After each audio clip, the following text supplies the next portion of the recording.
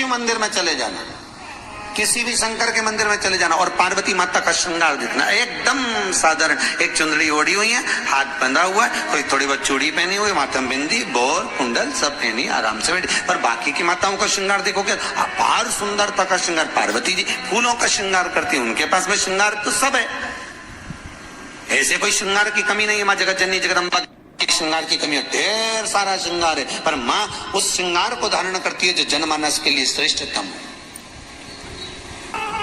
माँ श्रृंगार वो करती है जो जनमानस के लिए श्रेष्ठ हो। 9 दिन में एक दिन अगर घर में ज्यादा बीमारी फैल रही हो, कोई ना कोई बीमार पड़ रहा हो, तो 1 लोटा पानी सुबह स्नान कर कर घर के चारों तरफ घुमाकर नीम के पेड़ के नीचे नवरात्र में डाल देना। महाराज 3 या 4 दिन लगेंगे, आराम लगना चालू हो जाएगा, घर से रोग दूर हो जाएगा। शिव महापुराण की कथा कहती है, देवी भागवत कहती है कि माता का 9 दिवस तक स्थान नीम के पेड़ के नीचे रहता है। इसलिए आज भी दक्षिण दिशा में देवी की मूर्ति नहीं बिठाते, नीम के पेड़ को साड़ी पहनाते हैं, नीम के पेड़ का ही मांग भरकर मंगलसूत्र पहनाकर नीम के पेड़ का ही श्रृंगार होता है और नीम के पेड़ की ही पूजन होती है। दक्षिण दिशा में माता की मूर्ति विराजमान नहीं करते नवरात्र में नीम के वृक्ष की पूजन करते, क्योंकि देवी भागवत में स्पष्ट कहा गया, नवरात्रि तक मां जगत जननी जगदम्बा 64 योगिनियों के साथ में नीम में विराजमान हो जाती। 64 योगिनी। घर के अंदर बैठकर आप 27 मनके की माला जप रहे हो, घर के अंदर बैठकर 30 मनके की माला जप रहे हो, घर के अंदर बैठकर 108 मनके की माला जप रहे हो। आप जितने भी मनके की माला घर के अंदर बैठ रहे हो और जप रहे हो, उसका पुण्य आपको प्राप्त होगा, मना नहीं है, मिलेगा। पर रुपये में से 54, रुपये में से कितना मिल रहा है? 54, 25%। वही माला आप किसी मंदिर में, देवालय में, तीर्थ में जप रहे हो, उसका पुण्य मिलेगा केवल आधा, 50%, मात्र 50। महाराज वही माला आप यदि पीपल, आंवला, समी, बेलपत्र, इन वृक्ष के नीचे अगर आप एक माला को लेकर बैठे हो और बिना आसन के, समी के वृक्ष के नीचे आप कोई मंत्र जप रहे हो, कोई बेलपत्री के पेड़ के नीचे मंत्र जप रहे हो, कोई आंवले के पेड़ के नीचे मंत्र जप रहे हो, किसी पीपल के वृक्ष के नीचे मंत्र जप रहे हो, तो वहां आसन लगाने की जरूरत नहीं होती। बिना आसन के अगर आपने एक माला का एक मन का भी अगर जपा है, शिव महापुराण कहती है, विष्णु पुराण कहती है कि 100% पुण्य आपके खाते में उस मंत्र का फल प्रदान कर देता है। उस मंत्र का शिव महापुराण की कथा, लिंग पुराण की कथा, विष्णु पुराण की कथा, पद्म पुराण की कथा कहती है कि किसी वृक्ष के नीचे, जिन वृक्षों का गुणगान हमारे शास्त्र करते हैं, जिन वृक्षों का गुणगान हमारी पुराणे करती हैं, उन वृक्ष के नीचे अगर एक मंत्र का मन का भी फेरा जाए तो उसका पुण्य हजारों गुना प्राप्त हो जाता, आप रूप प्राप्त होता अपने आप।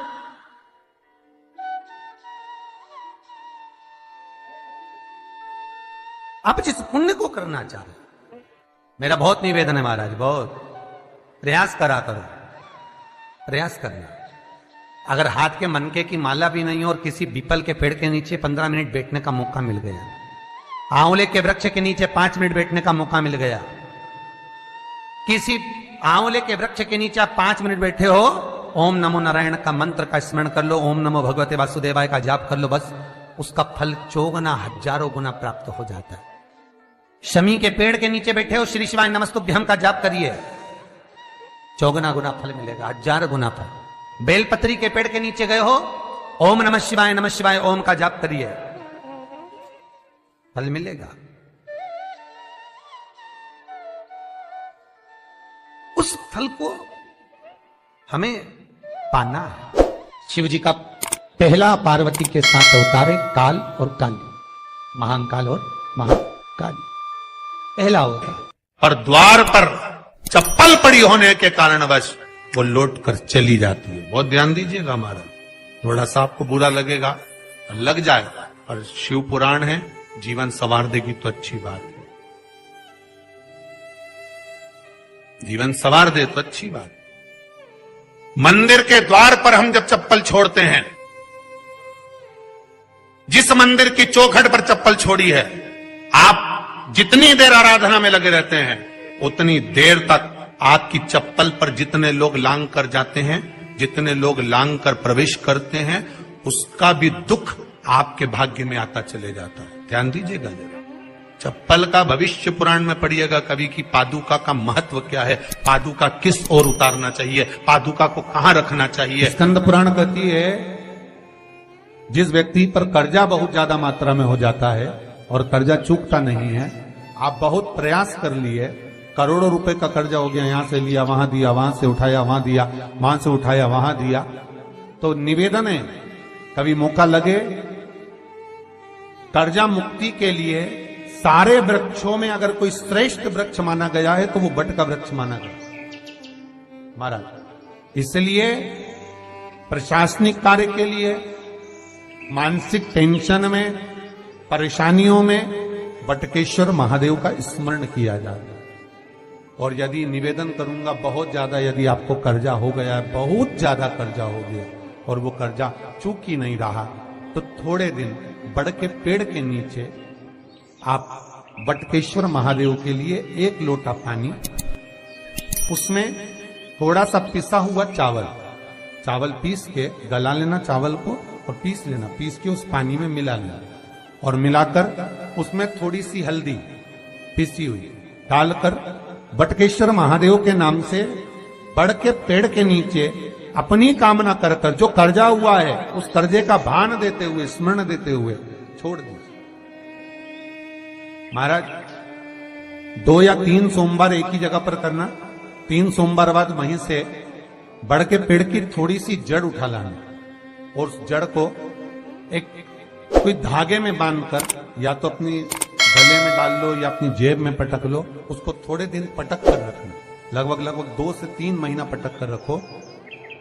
वो जड़ जैसे बड़ का पेड़ विस्तार होता है, पानी गिरे ना गिरे, जल वृष्टि हो ना हो, गर्मी पड़े ना पड़े, उसको कोई फर्क नहीं पड़ता, बड़ का वृक्ष आप रूप फैलता जाता, उसकी जड़ें अपने आप प्रबल होती है।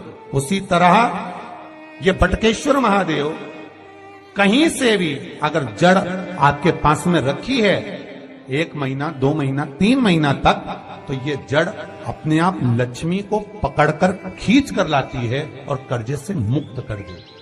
बटकेश्वर महादेव का स्मरण सुख का देना हो।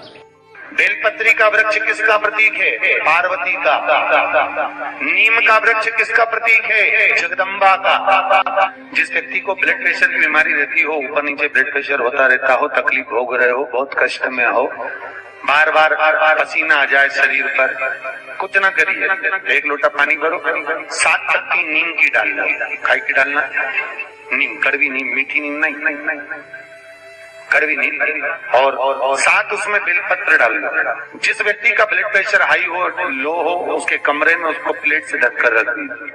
सुबह स्नान कर वही व्यक्ति जिसका ब्लड प्रेशर ऊंचा नीचा होता है उसको शिव जी को समर्पित करना, शिव को चढ़ाकर उसी का पानी 7 बार उसी स्थान पर ग्रहण कर लेना। व्यक्ति का ब्लड प्रेशर बराबर हो जाता है। मात्र लगभग अगर सोमवार कर रहे हो तो 11 सोमवार करो, प्रतिदिन नियम से कर रहे हो तो 15 दिन कर लो, उसमें बराबर। फिर कभी जिंदगी में ब्लड प्रेशर की बीमारी चली ही जाती है। कोई बरसाती मेंढक मत बनना रे, बरसात आती है तो मेंढक बहुत सारे इकट्ठे हो जाते हैं, टर करते हैं। कई लोगों की आदत होती है, सावन का महीना आया तो मंदिर में भीड़, शिवरात्रि आई तो मंदिर में भीड़। हमें बरसाती मेंढक नहीं बनना कि सिर पे त्रिपुंड लगा लिया, गले में रुद्राक्ष की माला पहन ली, चोला बदल लिया, कपड़े बदल लिए और कपड़े बदलकर साधु संत बनकर, सन्यासी बनकर, तपस्वी बनकर छल करने के लिए, निंदा करने के लिए, बुराई करने के लिए, चुगली करने के लिए, अपशब्द करने के लिए, लोगों को घाटा पहुंचाने के लिए, लोगों के पांव खींचने के लिए बैठ गए। ये नहीं बनना हमको, हमें बरसाती मेंढक नहीं बनना। भगवान की कथा कहती है शिव को पाने के लिए कपड़े बदलने की जरूरत नहीं पड़ती, शंकर को पाने के लिए कलेजा बदला जाता है और शिव सांस लिया जाता है।